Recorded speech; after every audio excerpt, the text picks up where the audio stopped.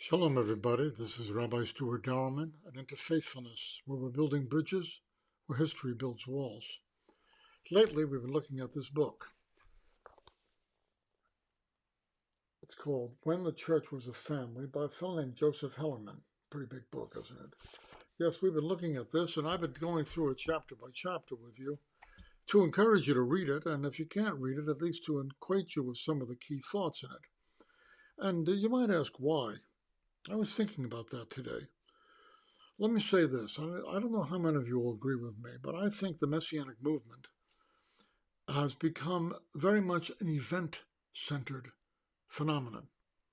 People come to a service, they want to hear good music, they want to hear good preaching, they want to see their friends, they want to have a good time. But was the community of the people of God in the earlier centuries, when it was most dynamic, was it an event-centered community, or was it a family-centered community? It was family-centered. The people were the family of God together. And as I've been saying, and I will continue to say, we only grow in a relationship with God when we grow in a relationship with each other. The Bible says that if you don't love your brother who you have seen, you can't say you love God whom you have not seen. Relationship with people, relationship with God are coordinate. And the place where relationship is incubated and nurtured is in family. So we are family. And I want to talk more today about what Hellerman has to say about what it means for us to be family. I want to give you something to think about and see what you think.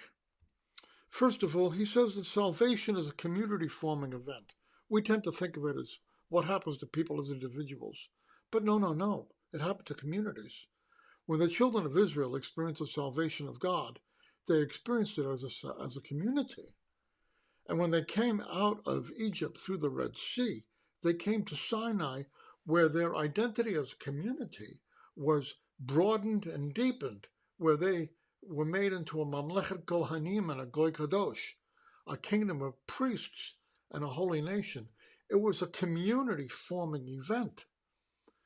And he points out, he says that the day of Pentecost, Shavuot, was a community-forming event. Well, yes and no, because many people don't realize all the people there at that event were Jews. They were already part of the community, the people of God.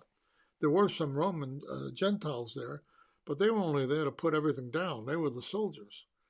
But Pentecost was a sign that God was going to go out to the other nations, which is why all those languages are being spoken. So, all right, it was a community-forming event.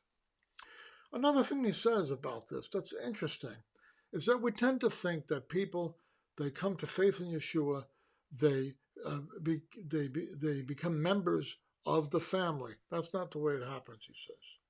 The first thing that happens is they're attracted to the family. They meet somebody. They feel drawn. They want to be somehow part of that social reality. So the family comes first. Through the family, people encounter faith, and through the embracing that faith, they become members of that community. That's the way it happens. It's family right from the get-go. Another thing he says that I hope you'll think about. He says we think about justification. We tend to think about it as how individuals find the salvation that God provides.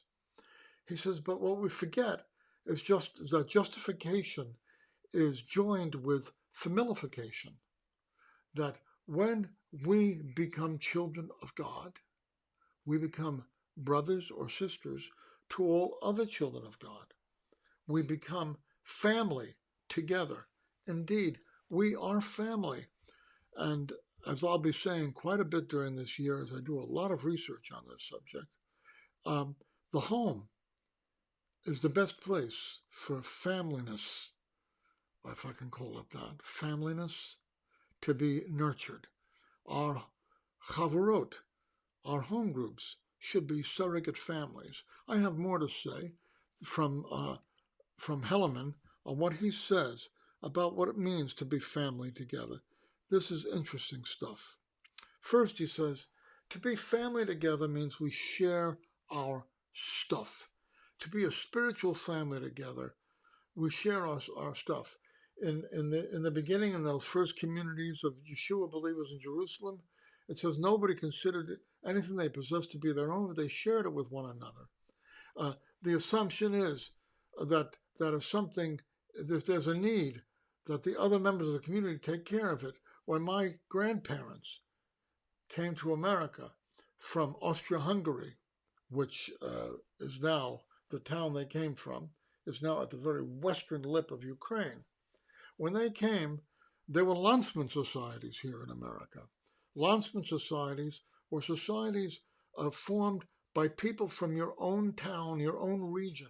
So when you came to America, instead of going for welfare from the American government, the landsmen who were family to you, extended family to you, they helped you to get a leg up.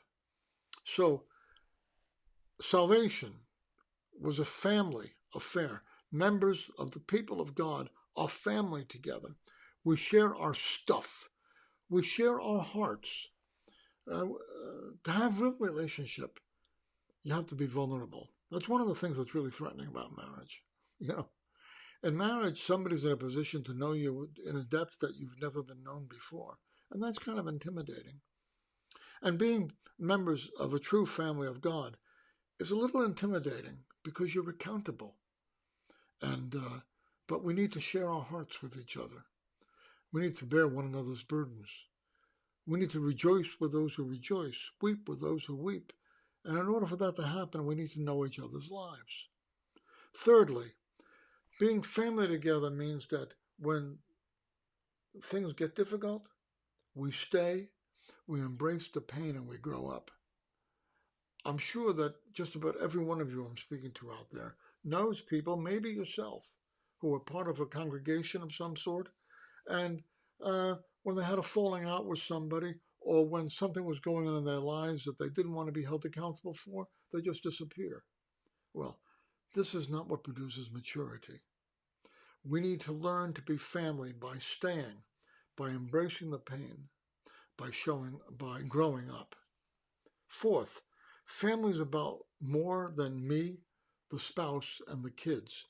When we have the kind of home groups, like the house churches in the first 3 centuries, and like Chavarot should be, being family together means that there are other people who are, shall I say, they're honorary family members. They treat our house like their house. I remember I had a friend, may she rest in peace, Terry Esposito, from Bushwick, Brooklyn. And there was a Jewish family nearby, the Feinsteins, I think, Feinbergs. And they were like family together.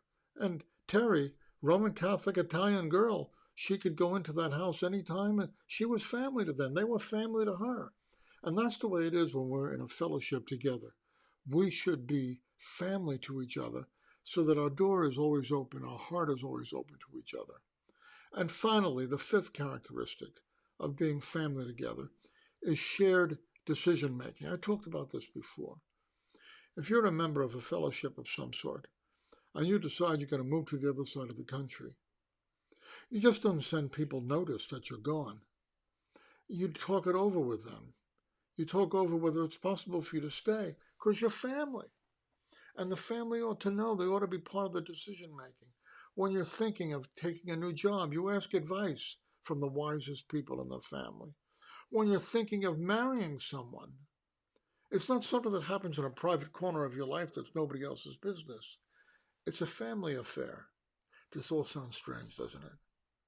But this is what it means for us to be the family of God. These 5 characteristics help you to understand. We'll have more to say the next time as we continue discussing Hellerman's book, and we'll be finishing it this week. And I'm even going to be sharing some problems I have with the book, some questions I have, maybe even some criticisms, just as you might.